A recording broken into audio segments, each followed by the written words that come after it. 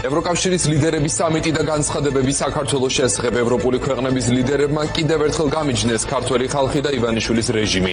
ოლიგარქ სმორიგ ჯერზე შეახსენეს დემოკრატიის მთავარი პრინციპები, რომელიც დაცული უნდა იყოს, მათ შორის ადამიანის უფლებები და კანონის უზენაესობა.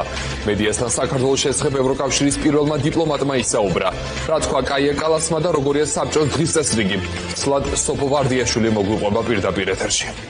დიახ, გიორგი, კაია კალასით რომ დავიწყოთ, მან არათუ გამიჯნა ოცნების ხელისუფლება და ქართველი ხალხი, არამედ პირდაპირ თქვა, რომ ევროკავშირი მხარს უჭერს სწორედ ქართველ ხალხს და არა ხელისუფლებას. ოცნებას ევროპელმა ლიდერებმა კიდევ ერთხელ შეახსენეს, რომ მისი ნაბიჯები არასწორია და სრულად ეწინააღმდეგება იმ ყველაფერს, რასაც ევროკავშირში გაწევრიანების მსურველი ქვეყანა, ანუ კანდიდატის სტატუსის მქონე ქვეყანა უნდა აკეთებდეს. მთავარი კი, რაც საქართველოს უნდა გააკეთოს, ევროპელ ლიდერებს ძალიან ბევრჯერ გაუმეორებიათ და ეს არის მხოლოდ და მხოლოდ ადამიანის უფლებების დაცვა, კანონის უზენაესობის დაცვა, დემოკრატიული პრინციპების დაცვა, ანუ ყველაფერი ის, რაც ბუნებრივად ხდება ყველა ქვეყანაში, რომელიც ევროკავშირის წევრია, ან რომელიც ამტკიცებს, რომ სურს ამ კავშირის წევრობა და მიისწრაფის ამისკენ. ამის პარალელურად ქართველი ხალხის მხარდაჭერის სადემონსტრაციოდ ლიდერებმა კიდევ ერთხელ შეახსენეს მას, რომ ძალაუფლება სწორედ ხალხის ხელშია და არა რომელიმე ხელისუფლების.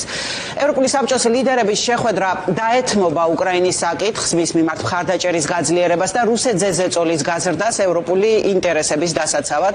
ლიდერები მტკიცე გადაწყვეტილებით არიან შეკრებილი, რომ შეხვედრას არ დატოვებენ, ვიდრე უკრაინის დაფინანსების გაზრდის საკითხზე შეთანხმებას არ მიაღწევენ. განსახილველ საკითხებს შორის იქნება ასევე ევროკავშირის გაფართოება, რაზეც კიდევ ერთხელ ხაზგასმით აღნიშნეს მათ, რომ ეს არის დამსახურებაზე დაფუძნებული პროცესი. საქართველოს დღის წესრიგის ჩამონათვალში არ არის, ლიდერებმა კომენტარები ჟურნალისტების კითხვების საპასუხოდ გააკეთეს. We are supporting Georgian people. ჩვენ მხარს უჭერთ ქართულ ხალხს, მაგრამ ჩვენ არ ვუჭერთ მხარს საქართველოს მთავრობას. საქართველოს მთავრობას მიჰყავს საქართველოს არასწორი მიმართულებით, რომელიც არ მიდის ევროპისკენ. ამიტომ ჩვენი ძლიერი გზავნილია ქართული ხალხისადმი, რომ ჩვენ ვდგავართ მათ გვერდით. მაგრამ ვიდრე მათი მთავრობა არასწორ ნაბიჯებს დგამს, კანდიდატობასთან დაკავშირებით წინ ვერ წავალთ. What is happening in Georgia? ის რაც საქართველოში ხდება არ შეესაბამება ევროპულ გაგებას დემოკრატიის შესახებ. ცოტა გაბრაზებული ვარ ბოლო დროს განვითარებული მოვლენების გამო, რადგან დიდი ემპათიაა ჩემს ქვეყანაში. მიუხედავად იმისა, რომ საქართველო ლიეტუვისგან შორს მდებარეობს. ჩვენ ძალიან ემოციური, ისტორიული, ტრადიციული კავშირები გვაქვს და სანანია რომ საქართველო არ უახლოვდება ევროკავშირს, საქართველო შორდება ევროკავშირს.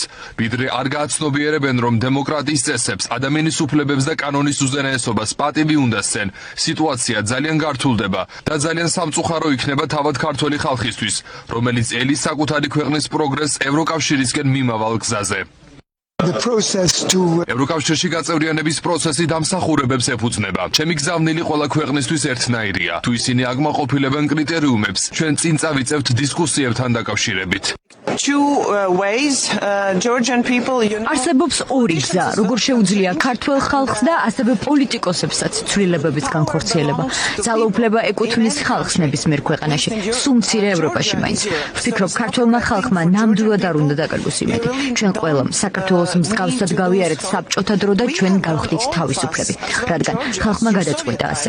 არც ერთ პოლიტიკოსს არ შეუძლია გადაწყვიტოს ხალხისა და საზოგადოების ნაცვლად.